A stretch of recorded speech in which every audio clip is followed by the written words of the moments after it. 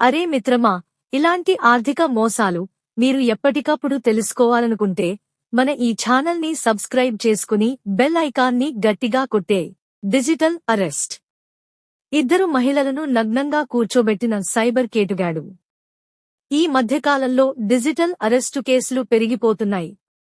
Cyber crime పోలీసులు ఎన్ని సూచనలు చేసినా కూడా కొంతమంది సైబర్ నేరగాళ్ల వలకు చిక్కి డబ్బులు పోగొట్టుకుంటున్నారు. అయితే తాజాగా ఓ అమానుష ఘటన ఆలస్యంగా వెలుగులోకి వచ్చింది.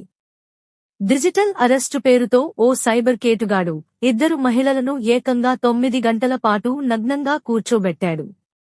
ఇక వివరాల్లోకి వెళ్తే, థాయిలాండ్లో ఓ మహిళ యోగా ఇన్స్ట్రక్టర్గా పనిచేస్తోంది. జూలై 17న బెంగళూరులో ఉన్న స్నేహితురాలిని కలిసేందుకు ఆమె వచ్చింది.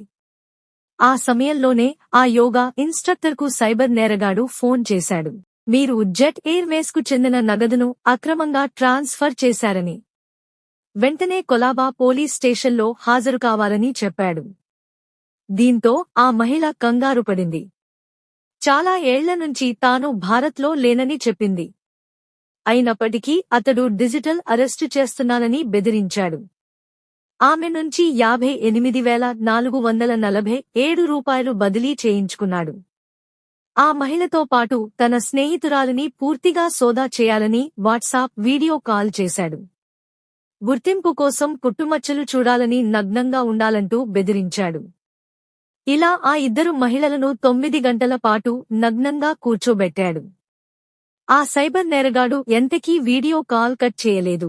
దీంతో ఆ మహిళలే ధైర్యం తెచ్చుకుని ఫోన్ కట్ చేశారు.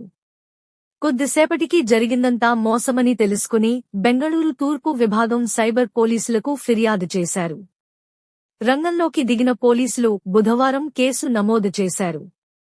డిజిటల్ అరెస్టు అనేది అంతా మోసమని, ఇలాంటివి నమ్మకూడదని పోలీసులు వాళ్లకు అవగాహన కల్పించారు. ఈ మోసగాళ్లు ముంబై పోలీసులుగా నటించి జెట్ ఎయిర్వేస్ మనీ లాండరింగ్ కేసులో పాలుపంచుకున్నారని ఆరోపించారు. బాధితుల డెబిట్ కార్డు వివరాలు ఉపయోగించి విశ్వసనీయత సంపాదించుకున్నారు. నకిలీ అరెస్ట్ వారెంట్లు, సిబిఐ ఐడి కార్డులు చూపించి మోసం చేశారు. ఇంటి నుంచి బయటకు వెళ్లకుండా నిఘాలో ఉన్నారని చెప్పి భయపెట్టారు. మెడికల్ క్లియరెన్స్ పేరుతో ఆన్లైన్ మెడికల్ పరీక్షలు చేయాలంటూ నగ్నంగా చేసి వీడియోలు, ఫోటోలు తీశారు. తర్వాత ఆ ఫోటోలు, వీడియోలు పబ్లిక్ చేస్తామని బెదిరించారు. బాధితులు వాట్సాప్ ద్వారా స్నేహితుడిని సంప్రదించి సలహా తీసుకుని కాల్ డిస్కనెక్ట్ చేశారు. పోలీసులు ఇన్ఫర్మేషన్ టెక్నాలజీ యాక్ట్, భారతీయ న్యాయ సంహిత బిఎన్ఎస్ కింద కేసు నమోదు చేశారు. ఇలాంటి స్కామ్లలో మరిన్ని బాధితులు ఉన్నారని, అప్రమత్తంగా ఉండాలని పోలీసులు హెచ్చరిస్తున్నారు. జాగ్రత్తలు. సూచనలు: తెలియని ఫోన్ కాల్స్ లేదా మెసేజ్లకు స్పందించవద్దు. ముఖ్యంగా పోలీసులు లేదా బ్యాంక్ అధికారులుగా చెప్పుకునేవారికి ఓటీపీ, బ్యాంక్ డీటెయిల్స్, పాస్వర్డ్లు ఎవరితోనూ షేర్ చేయవద్దు. అనుమానాస్పద లింకులు లేదా యాప్లు డౌన్లోడ్ చేయవద్దు.